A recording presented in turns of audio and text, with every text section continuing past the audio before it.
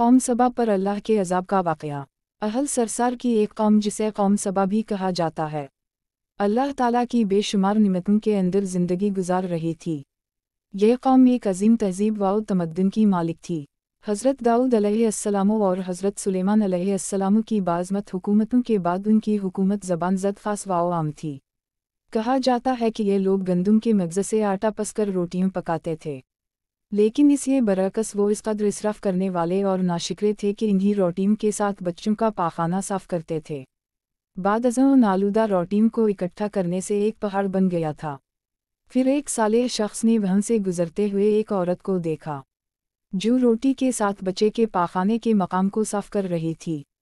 उस शख्स ने औरत से कहा, तेरे ऊपर अफसोस, खुदा से डर, कहीं ऐसा ना हो कि खुदा तेरे ऊपर अपना गज़ब ढाए और तुझसे अपनी नेमत छीन ले। इस औरत ने जवाब में मजाक उड़ाया और मगरूराना अंदाज में कहा, जाओ जाओ, गोया कि मुझे भूख से डरा रहे हो। जब तक सरसार जारी है, मुझे भूख से किसी कस्म का कोई खौफ नहीं है। कोई ज़्यादा अरसा नहीं गुजरा ना था कि अल्लाह ताला ने उन लोगों पर अपना गज़ब ढाया। पानी जो कि ज़िंदगी की बुनियाद है, उन लोगों से छीन लिया। यहाँ तक कि कहता नाज़ल हुआ। बात यहाँ तक पहुँच गई कि इनकी ज़ख़ीरा की हुई तमाम ग़िज़ा ख़त्म हो गई। आखिरकार वो मजबूर हो गए कि इन्हीं आलूदा रोटियों पर टूट पड़े, जो इन लोगों ने इकट्ठी करके पहाड़ के मानिंद ढेर लगाया हुआ था। बल्कि वहाँ से रोटी लेने के लिए सफ़ लगती, ताकि हर कोई वहाँ से अपने हिस्से की रोटी ले सके। कुफ़रान नेमत कहता और उनकी बदहाली के बारे में मुतअद्दिद रिवायत मौजूद हैं। सूरह नहल की आयत नंबर 112 और 113 में यूं इरशाद होता है, और अल्लाह ने इस बस्ती की भी मिसाल बयान की है, जो महफूज और मुतमईन थी। इसका रिज़्क़ हर तरफ से बाकायदा आ रहा था, लेकिन इस बस्ती के रहने वालों ने अल्लाह की निमतों का इनकार किया, तो खुदा ने इन्हें भूख और प्यास का मज़ा चखाया, सिर्फ़ उनके उन अमाल की बना पर कि जो वो अंजाम दे रहे थे। और यकीना उनके पास रसूल आया, तो इन लोगों ने उनको झटलाया, तो फिर उन तक अज़ाब आ पहुँचा कि ये सब जुल्म करने वाले थे। उसे कौम सबा के बारे में एक और वाक़या बयान होता है कि उन लोगों ने अपनी ज़राअत को बेहतर तौर पर काश्त करने के लिए पानी ज़ख़ीरा करने की खातिर बलख के दो पहाड़ों के दरमियान एक बहुत बड़ा बंद मुअर्रब तामीर किया हुआ था। सूराख और दूसरे पहाड़ों से गुजरा हुआ पानी इस बंद में आकर वाफिर मिक़दार में जमा हो जाता था। कौम सबा ने इस पानी से सही तौर पर इस्तिफ़ादा करते हुए वसी व अरीज़ और बहुत से खूबसूरत बाग़ात लगाए और खेती बाड़ी को रौनक बख्शी।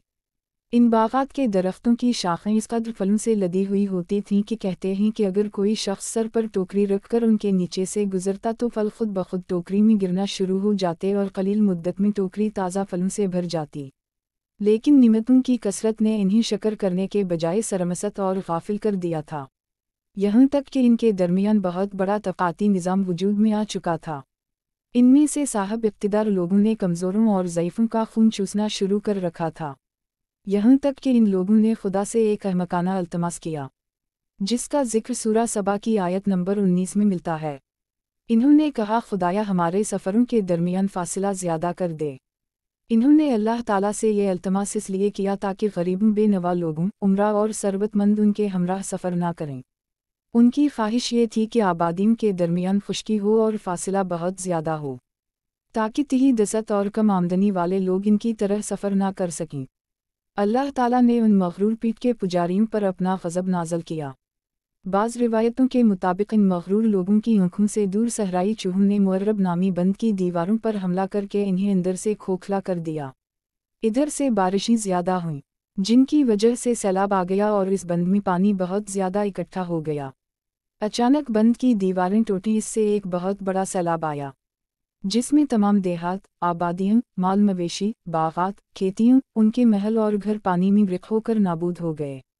उनके बाग़ात और ज़राअत में से सिर्फ़ बेरी के दरख्त और कुछ झाड़ियाँ बची थीं।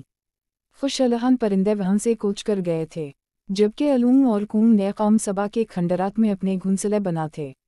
इस बात का जिक्र सूरह सबा की आयत नंबर 15 और 16 में मिलता है, और आखिर में सूरह सबा की आयत नंबर 17 में कुरान करीम में इस वाक़या का यूं नतीजा निकाला है, ये हमने उनकी नाशुक्री की सज़ा दी है और हम ना शकरों के अलावा किसी को सज़ा नहीं देते हैं। Thanks for watch or subscribe to my channel.